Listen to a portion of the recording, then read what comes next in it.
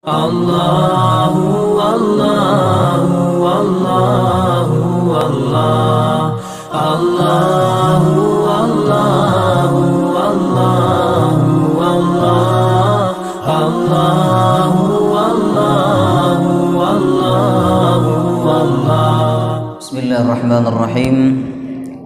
Alhamdulillahi rabbil alamin. Nahmaduhu wa nasta'inuhu wa nastaghfiruh.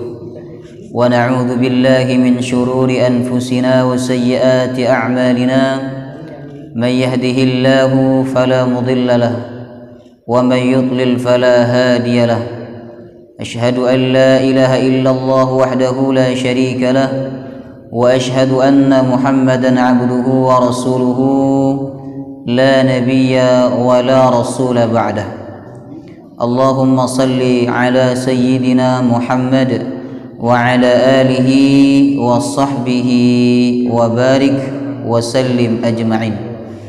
سبحانك لا علم لنا إلا ما علمتنا إنك أنت العليم الحكيم. رب اشرح لي صدري ويسر لي أمري واحلل عقدة من لساني يفقه قولي. اللهم إنا نسألك علما نافعا ورزقا طيبا وعملا متقبلا. اللهم أنت يا ميسر يسر أمورنا أمور الدنيا والآخرة آمين يا رب العالمين. Bapak-bapak, ibu-ibu yang dirahmati Allah, Assalamualaikum warahmatullahi wabarakatuh. Alhamdulillah, malam hari ini dengan nikmat Allah Subhanahu wa taala kita bisa berjumpa kembali di dalam majelis yang mulia. Semoga perjumpaan kita, perjumpaan demi perjumpaan di dalam majelis ini dinilai kebaikan oleh Allah dan menjadi sebab kemuliaan kita di hadapan Allah Subhanahu wa taala. Amin ya rabbal alamin. Hadirin hadirat jamaah rahimakumullah, malam hari ini malam Sabtu terakhir bulan Sya'ban, karena insya Allah malam Sabtu pekan depan kita sudah masuk malam 1 Ramadan insya Allah. Maka sebagaimana rencana kita pada pekan kemarin bahwa malam hari ini kita tidak melanjutkan kajian tafsir juz 30, kita berhenti di akhir surah Al-A'la. Untuk lanjutannya yakni surah At-Tariq kita akan lanjutkan di kesempatan berikutnya. Malam hari ini kita akan bahas ilmu seputar Ramadan.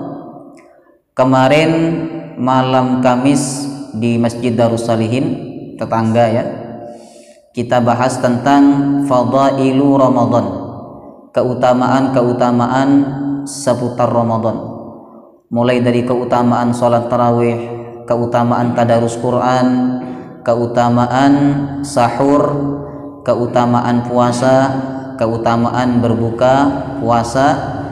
Ini sudah kita pelajari di Masjid Darussalihin, walaupun ada beberapa yang tidak ikut ke sana, tapi malam hari ini saya akan bahas berbeda dengan yang di Masjid Darussalihin, yaitu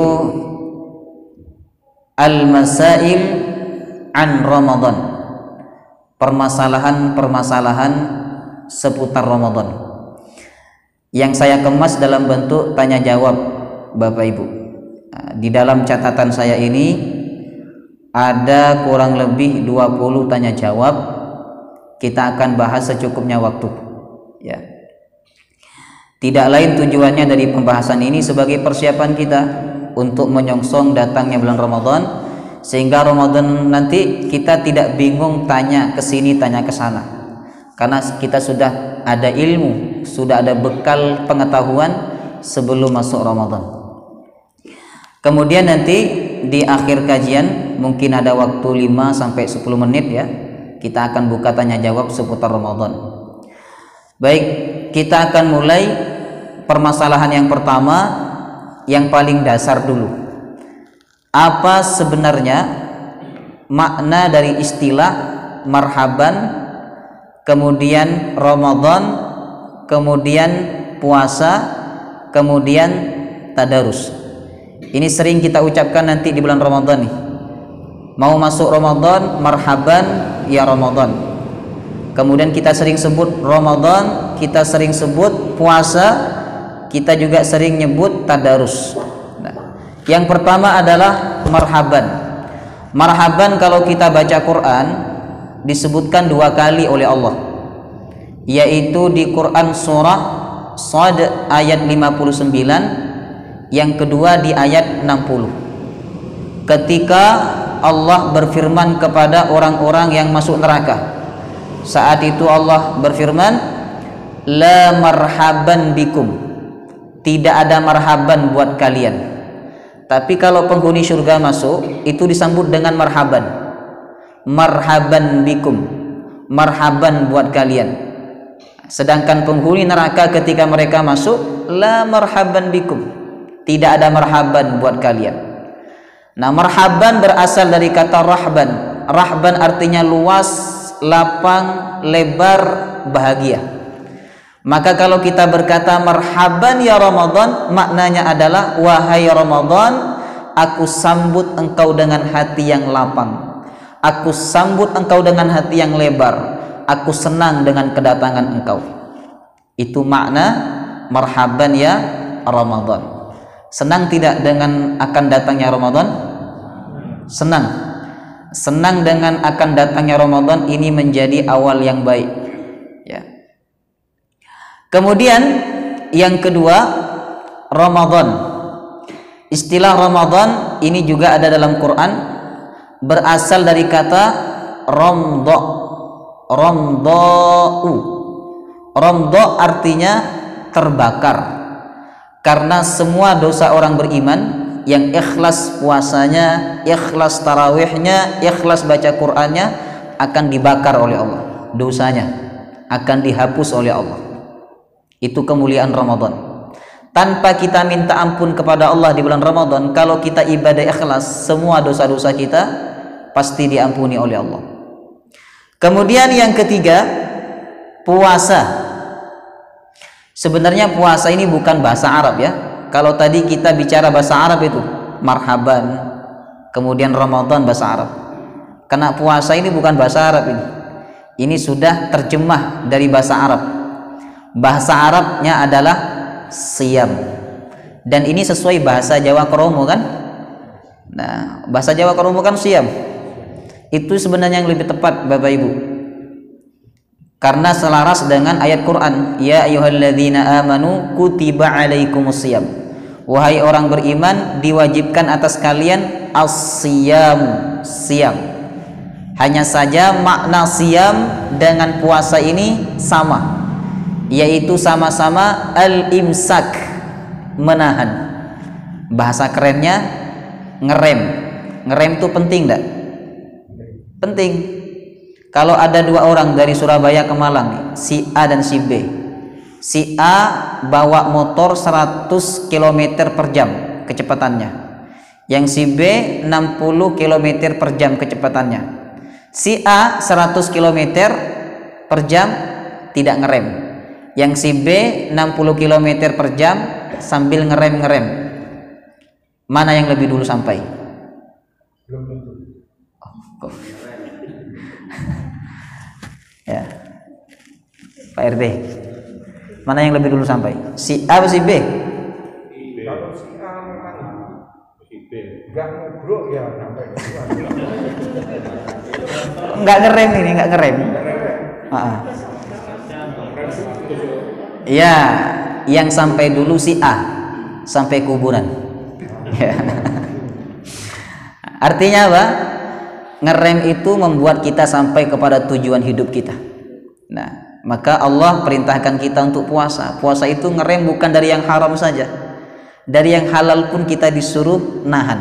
Makan minum kan halal sebenarnya Bapak Ibu, tapi ketika puasa kita diperintahkan untuk nahan oleh Allah Subhanahu wa ta'ala. Itulah makna puasa, makna siyam.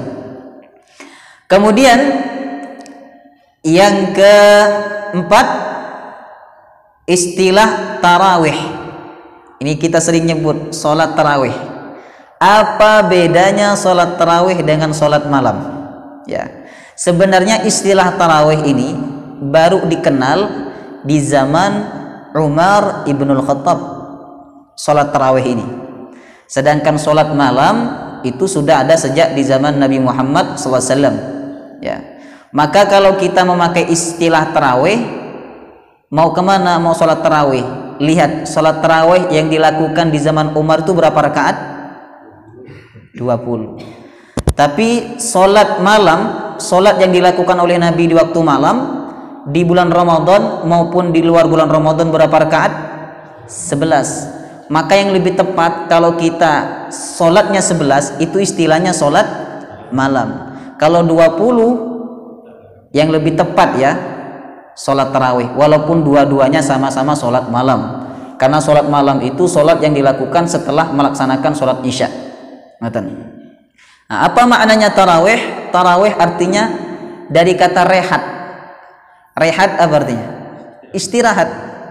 Maka sholat tarawih itu dapat 2 rakaat, istirahat dulu sejenak, baru dimulai lagi. Dapat 2, istirahat dulu sejenak, dimulai lagi. Karena umumnya sholat tarawih di masa sahabat itu bacaannya sedang. Nah, bukan cepat bacaannya, sedang, ya. Sehingga dapat 2 rakaat salam, istirahat sejenak. Nah, makanya dikatakan sholat tarawih, sholat yang ada rehatnya. Kalau habis salam pertama langsung berdiri, pokoknya cepat-cepatan, itu bukan sholat tarawih, itu sholat apa namanya itu? Sholat al-ngebuti, ya, ngebut itu. Nah, kemudian yang terakhir istilah tadarus. Tadarus artinya saling membaca, saling memahami, saling mengkoreksi. Ini makna tadarus. Nah, beda dengan baca Quran, ya.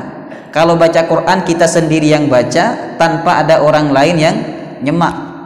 Sedangkan tadarus itu kita membaca, orang lain yang menyemak.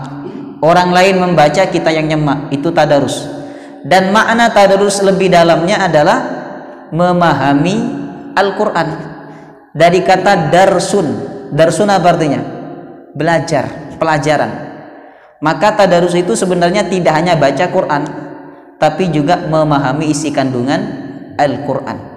Yang satu mendengarkan, yang satu menyampaikan makna-makna Al-Quran. Yaitu makna sebenarnya dari kata tadarus. Oke, itu permasalahan yang pertama. Yang kedua, permasalahan yang kedua, penetapan awal Ramadan kenapa kadang berbeda? Ini sekilas pernah saya sampaikan. Kenapa? Karena banyak yang terlibat, Pak. Kalau di Arab, pernah enggak panjenengan dapat berita bahwa di Arab Saudi itu Ramadan, penetapan awal Ramadan ada perbedaan? Tidak pernah, karena semua merujuk kepada siapa? Pemerintah. Dan pemerintah sana itu punya ulama-ulama, ahli-ahli yang di bidangnya masing-masing. Sehingga semua keputusan dari pemerintah, dari ulama-ulamanya pemerintah itu akan menjadi ketentuan bagi masyarakat Arab. Oleh karena itu di Arab tidak ada perbedaan tentang penetapan awal Ramadan. Artinya apa? Di Indonesia ini kadang ada perbedaan, walaupun tidak sering, ya, tapi kadang ada perbedaan. Itu sebab banyak yang terlibat. Muhammadiyah ingin terlibat, NU ingin terlibat, Jamaah Tabligh sama. Ada lagi yang di mana itu, ya? Pokoknya 1 hari sebelum kita puasa mereka sudah puasa itu. Di Sulawesi itu. Ya, karena banyak yang terlibat, akhirnya kemungkinan untuk berbeda itu sangat besar. Makanya di zaman Nabi SAW, kalau ada sahabat lihat bulan, itu tidak langsung diputuskan besok puasa, tidak. Lapor dulu kepada pemimpin. Pemimpinnya adalah Rasulullah SAW. Ketika Nabi mendapatkan beberapa laporan dari beberapa sahabatnya, maka beliau barulah memutuskan bahwa besok puasa. Artinya apa? Yang punya otoritas untuk menetapkan awal Ramadan dalam sebuah bangsa, dalam sebuah negeri adalah pemerintah. Maka nanti ikut siapa? Pemerintah. Karena firman Allah, ya ayyuhalladzina amanu athi'ullaha wa athi'ur rasul wa ulil amri minkum. Bukan wa Muhammadiyah, wa NU, wa Jamaat Tabligh, la, wa ulil amri minkum. Oke, itu saja permasalahannya kenapa kadang berbeda. Kemudian yang ketiga, ini sering ditanyakan, berapa rakaat sholat tarawih? Ya, sholat malam setelah isya di bulan Ramadan itu berapa rakaat sebenarnya? Kalau kita merujuk kepada hadis-hadis Nabi, Nabi itu melaksanakan sholat malam di bulan Ramadan maupun di luar bulan Ramadan tidak lebih dari 11. Kadang Nabi melakukan 4-4-3, atau kadang Nabi melakukannya 2-2-2-2-3 atau 2-2-2-2-2-1. Artinya di bulan Ramadan ataupun di luar bulan Ramadan beliau melaksanakan sholat malam itu hanya 11 rakaat. Dan di bulan Ramadan biasanya beliau berjamaah dengan beberapa sahabatnya. Sampai beberapa malam Ramadan beliau berjamaah. Kemudian ketika sahabat sudah pada ngumpul, mereka nunggu Nabi keluar untuk sholat berjamaah, sholat malam di malam Ramadan. Ternyata Nabi tidak keluar. Nabi ingin ngasih pelajaran bahwa sholat tarawih itu hukumnya sunnatun muakkadah, sunnah yang dianjurkan.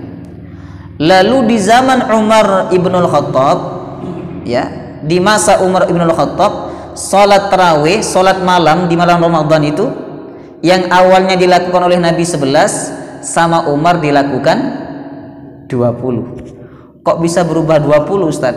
Apakah Umar ini melakukan perbuatan yang menyimpang dari sunnah Nabi? Tidak.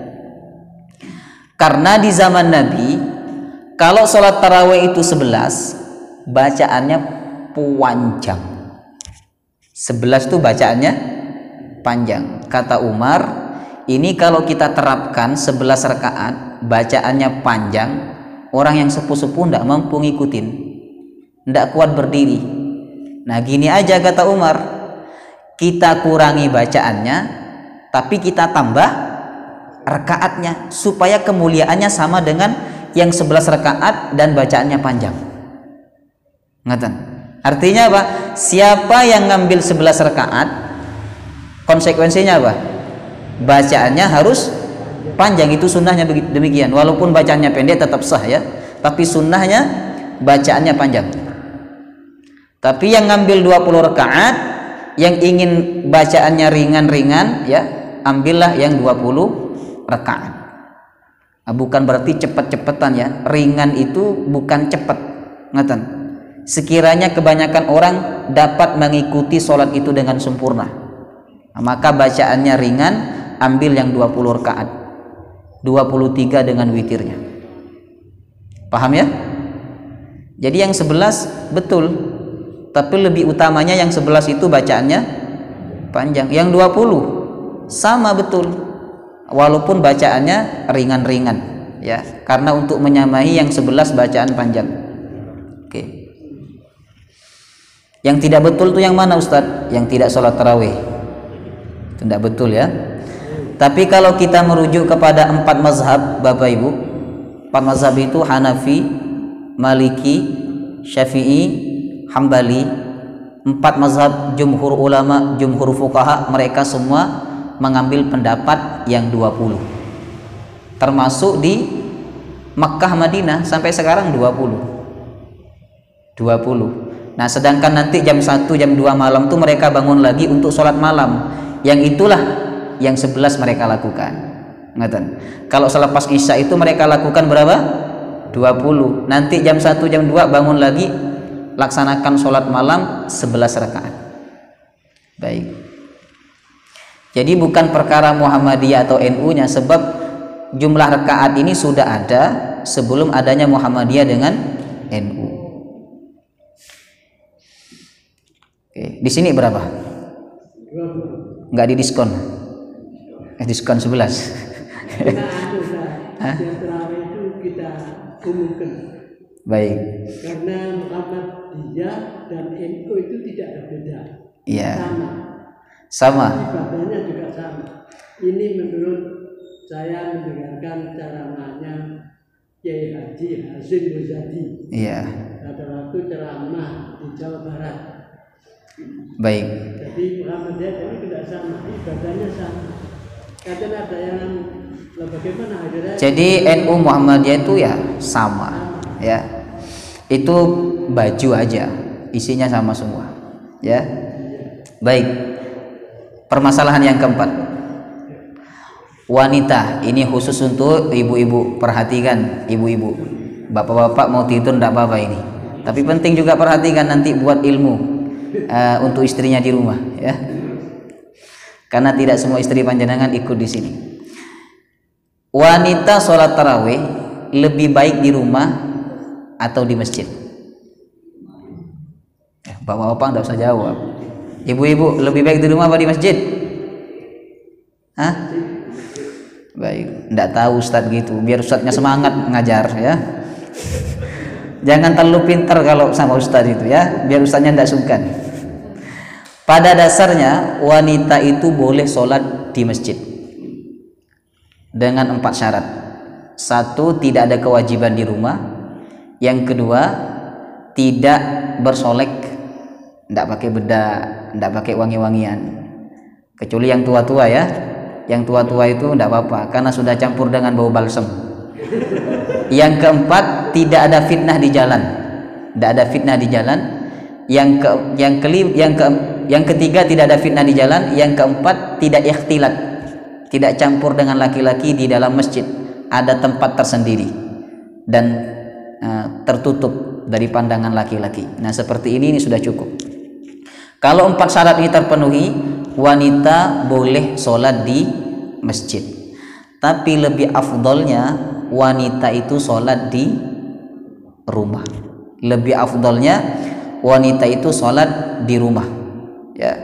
Selama kepergian dia ke masjid itu tujuannya hanya untuk sholat saja.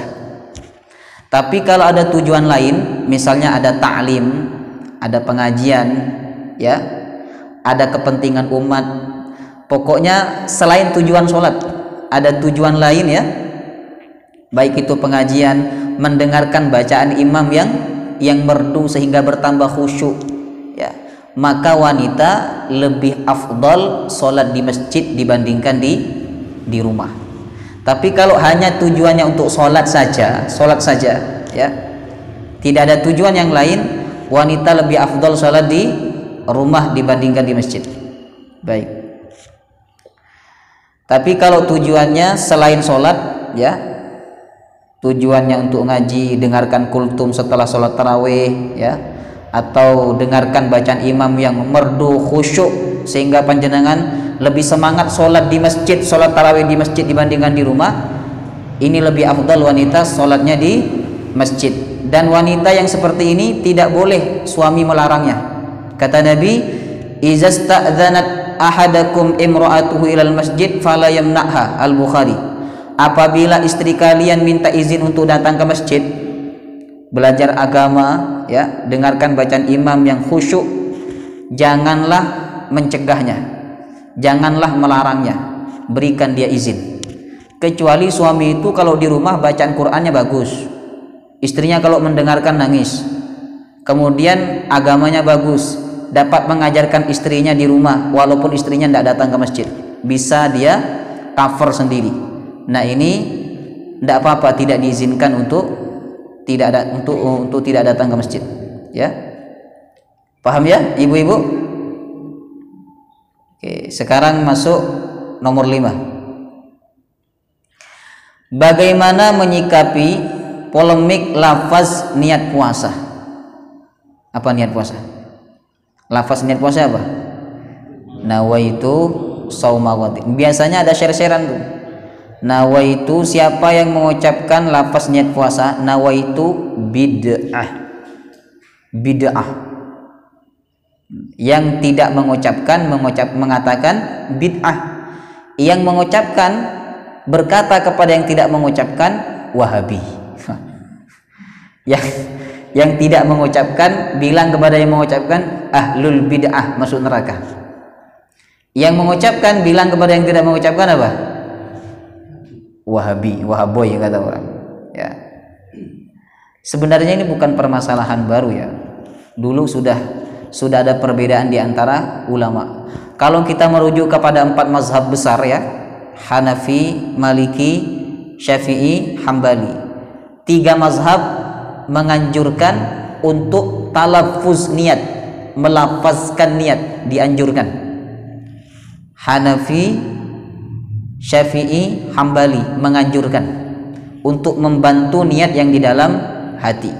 Sedangkan mazhab Maliki boleh melafazkan niat tapi lebih baik ditinggalkan.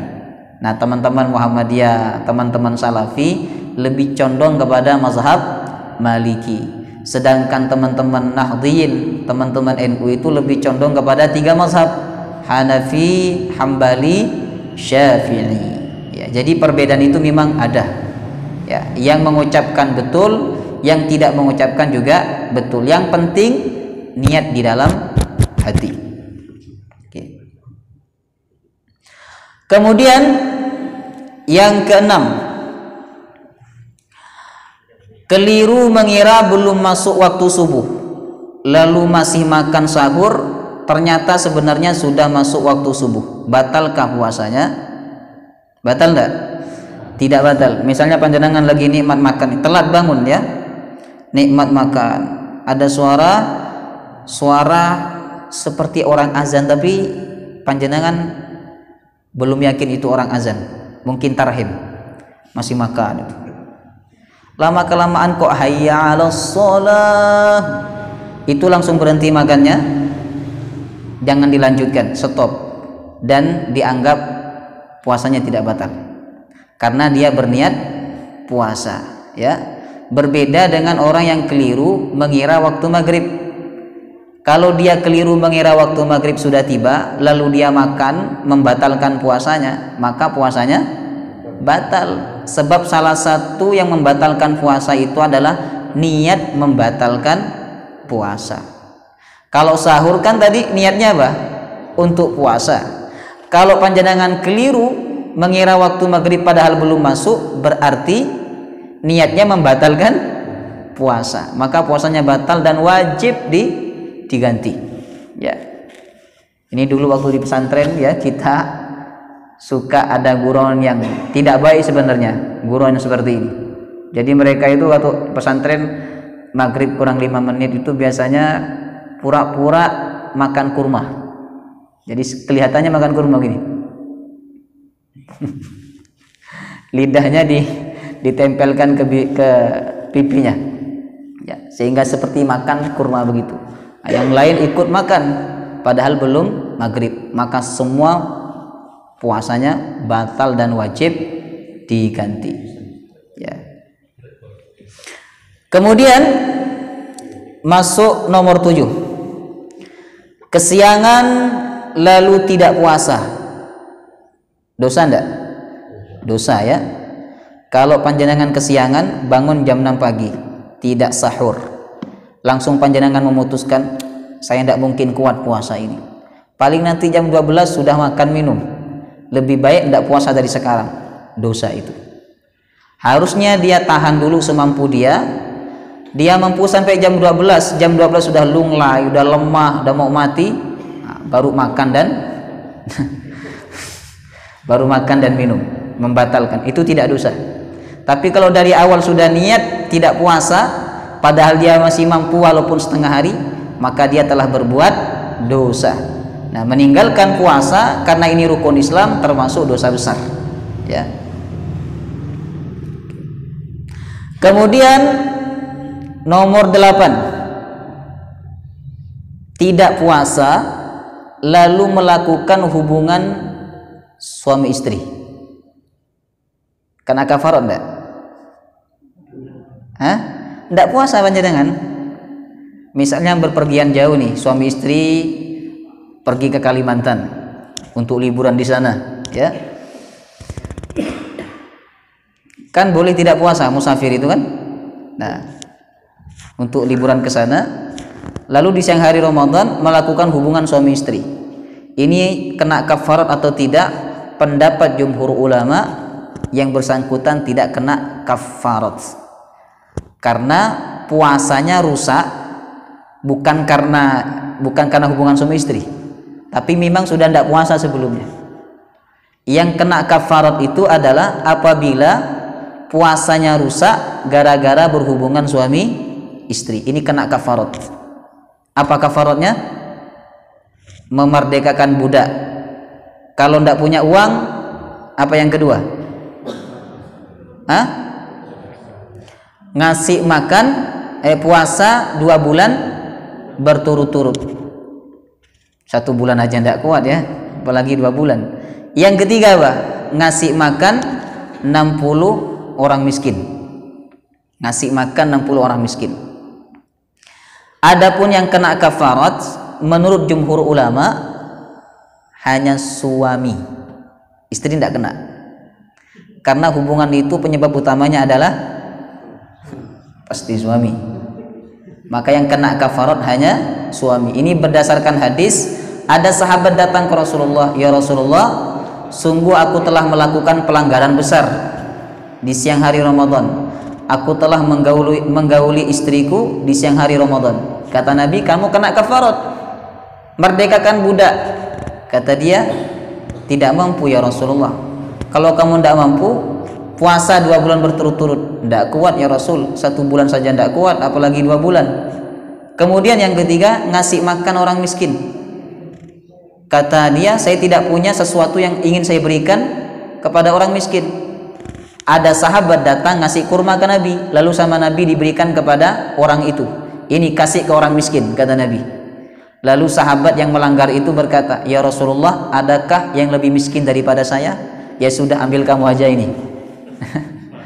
Artinya apa? Nabi tidak perintahkan istrinya bayar kafarat.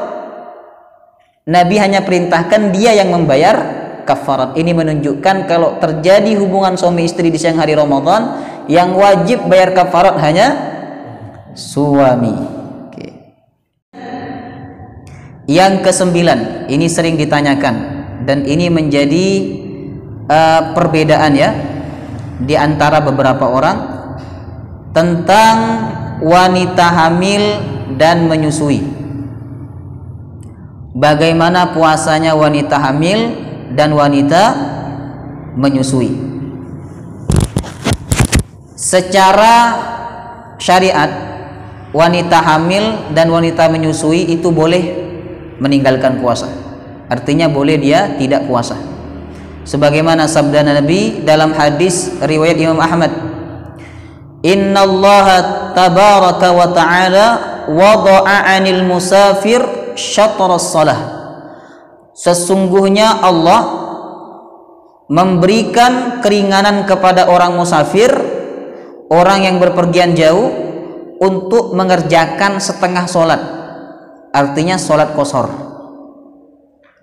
Wa 'anil hamil wal murdi as-sauma awis siyam, dan terhadap wanita hamil dan wanita menyusui Allah memberikan keringanan kepada mereka, as-sauma awis siyam, meninggalkan puasa. Jadi wanita hamil, wanita menyusui boleh meninggalkan puasa. Nah, pertanyaannya, puasa yang ditinggalkan itu diqadha atau diganti dengan fidyah atau dua-duanya, qadha dan fidyah. Nah, maka saya akan sampaikan perbedaan pendapat ulama. Terserah panjenengan mau ikut yang mana. Ya. Yang pertama, menurut Ibnu Abbas dan Ibnu Umar, ini sahabat yang menjadi rujukan di kota Makkah Madinah. Kalau di Madinah yang menjadi rujukan adalah Ibnu Abbas. Kalau ada permasalahan agama, rujukan utamanya Ibnu Abbas. Sedangkan di Mekah yang menjadi rujukan adalah Ibnu Umar. Ini sama, seumuran ya, masih muda mereka. Kata Ibnu Abbas dan Ibnu Umar, wajib membayar fidyah saja tanpa diqadha. Ini pendapat siapa? Ibnu Abbas dan Ibnu Umar. Wajib membayar fidyah saja dan tidak wajib mengqadha. Ibu-ibu yang dulu meninggalkan puasa karena hamil, karena menyusui, kalau ikut pendapat ini bayar fidyah saja. Berapa fidyahnya? 6 ons. 6 ons, satu raupan tangan orang dewasa. 6 ons, 6 on beras. 6 on beras ini kita ikut pendapat mazhab Syafi'i, wajib makanan pokok, tidak boleh diganti dengan uang, kecuali kita ikut pendapat mazhab Hanafi. Tapi konsekuensinya kalau ikut pendapat mazhab Hanafi yang membolehkan mengganti fidyah dengan uang, ya, kita harus ikut ukuran makan pokok mereka. Nah, makanan pokoknya berapa? 2,5 kilo mazhab Hanafi. Nah, berarti beras kalau diuangkan 2,5 kilo berapa? Hah? Anggaplah 30.000 ya. 30.000. Tapi kalau kita ingin pakai uang lalu ikut ukuran mazhab Syafi'i, itu tidak betul. Karena dalam mazhab Syafi'i tidak boleh bayar fidyah itu pakai uang, harus pakai makanan pokok. Paham ya? Jadi pendapat pertama mengatakan, yakni pendapat Ibnu Abbas dan Ibnu Umar, wajib bayar fidyah saja tanpa wajib qadha puasa. Yang kedua, mazhab Hanafi. Dalam mazhab Hanafi kebalikan dari yang tadi. Kalau yang tadi fidyah tidak qadha. Dalam mazhab Hanafi qadha tidak fidyah. Puasanya diqadha saja tanpa fidyah.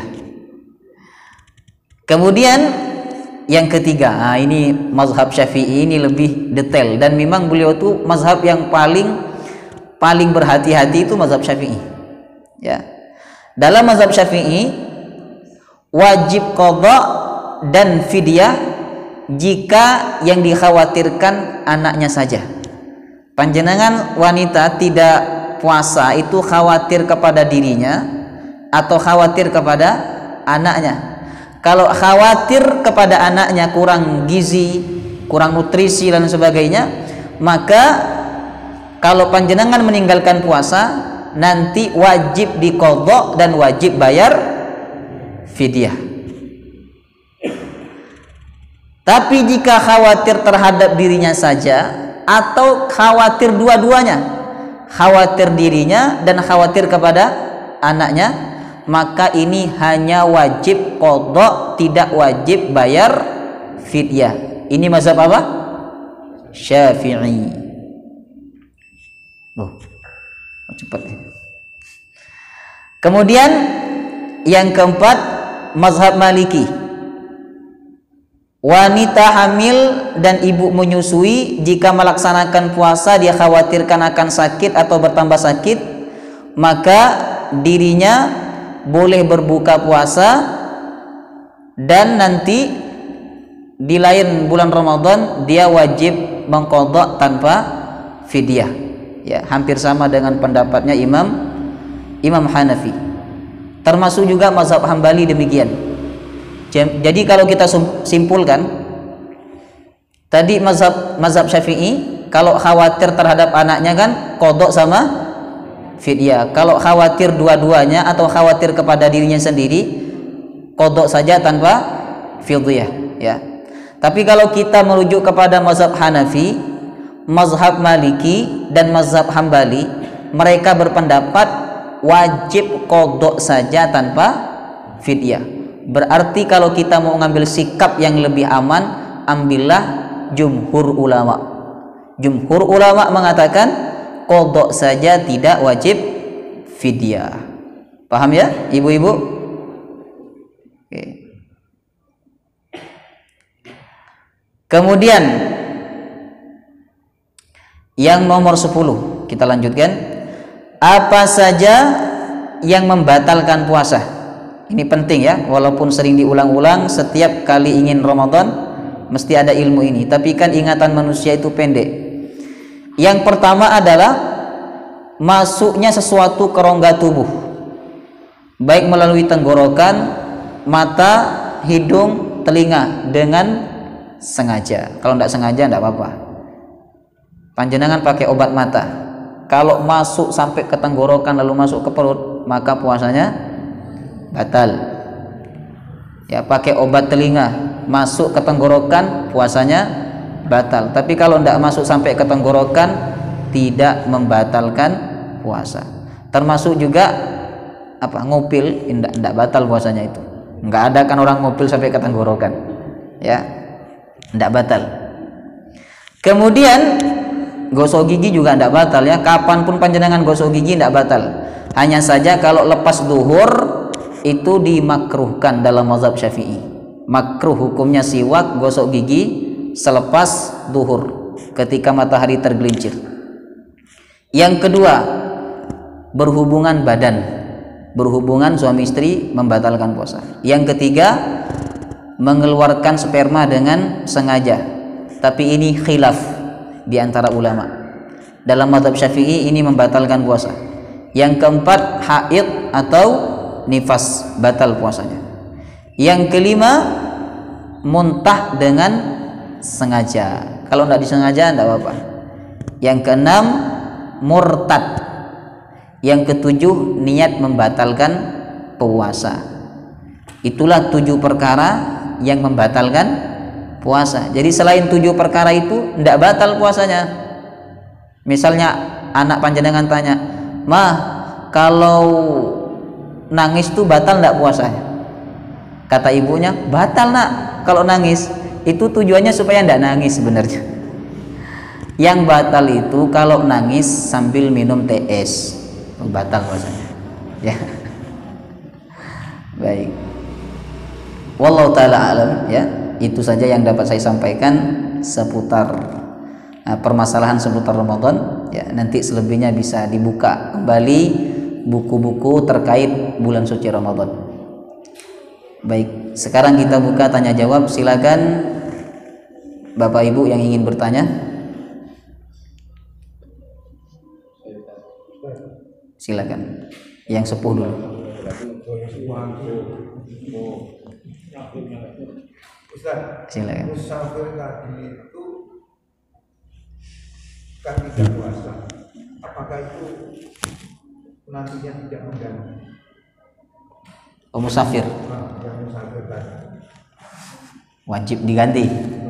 Wajib. Musafir minimal jaraknya 80 km.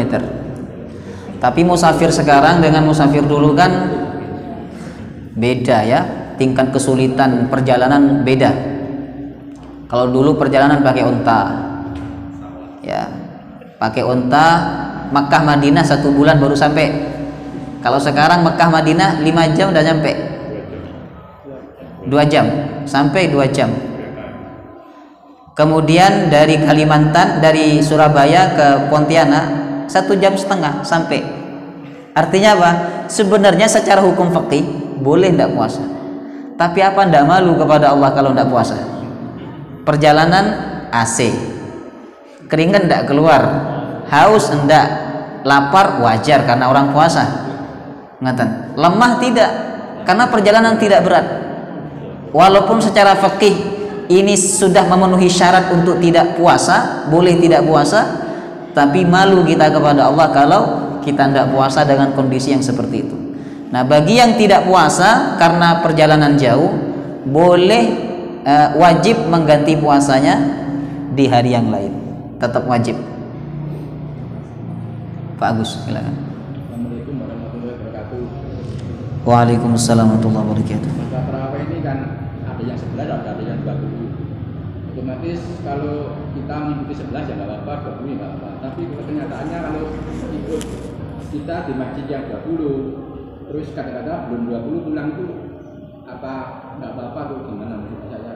Apa sudah hanya ada masih Ya. belum 20 sudah siap jadi. Belum 20 udah pulang. Ini bukan permasalahan NU Muhammadiyah ya. Iya. karena ada masjid NU itu yang pakai 11, ada masjid NU pakai 11, saya ngimami di situ, ada tongkatnya kayak gini tapi pakai 11 ya. Saya tanya kenapa pakai 11, tidak kuat kalau pakai 20, sudah sepuh-sepuh semua, pensiun. Baik, kalau ada makmum yang keluar ketika imam sudah dapat 8 salam, 4 salam ya, berarti 8 rakaat, dia keluar karena dia ngambil pendapat yang 11, nanti 3-nya witir di rumah masing-masing, la ba'sa, tidak apa-apa. Tapi dia tidak mendapatkan keutamaan sholat berjamaah dengan imam. Kata Nabi, siapa yang sholat bersama imam sampai imam itu selesai dari sholatnya, sampai beres, selesai dari sholatnya, maka dia mendapatkan pahala seperti orang yang menghidupkan 1 malam suntuk dengan ibadah. Nah, kalau panjenengan ingin dapat pahala 1 malam suntuk dengan ibadah ketika sholat tarawih, ikutilah imam sampai selesai. Kalau 4 salam berarti kan kurang 6 kali lagi ya, kurang 7 ya, atau kurang 8 dengan witirnya. Ikuti sampai selesai, panjenengan sholat tarawihnya sama seperti orang yang beribadah 1 malam suntuk. Tapi kalau di pertengahan sudah keluar, memisahkan diri dengan imam, maka dia tidak mendapatkan kemuliaan ini. Pintar. Assalamualaikum warahmatullahi wabarakatuh. Semoga Allah melindungi Ustadz dan para ulama. Ustadz izin bertanya, untuk penjelasan nomor 9 kurang dipahami. Apa tadi nomor 9, Pak? Hah? Menyusui. Oh ya. Perbedaan pendapat ulama. Menurut Ibnu Abbas dan Ibnu Umar, wanita yang meninggalkan puasa karena menyusui atau karena hamil itu wajib bayar fidyah saja tanpa qadha. Sedangkan pendapat mazhab Hanafi kebalikannya. Mazhab Hanafi itu wajib qadha saja tanpa fidyah. Diingat-ingat. Sedangkan mazhab Syafi'i